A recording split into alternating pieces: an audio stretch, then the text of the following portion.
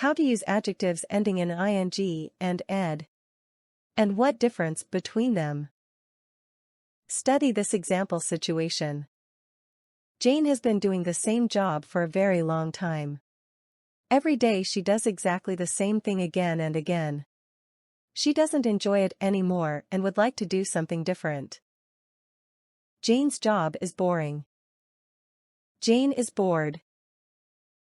Somebody is bored if something or somebody else is boring. Or, if something is boring, it makes you bored. Jane is bored because her job is boring.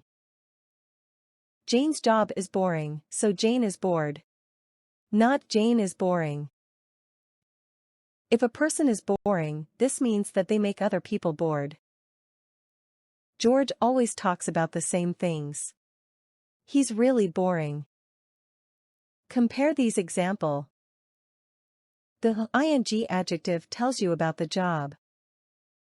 The ed adjective tells you how somebody feels about the job. Interesting. Julia thinks politics is very interesting. Interesting.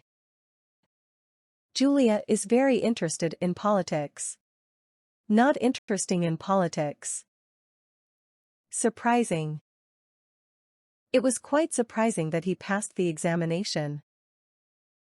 Surprising.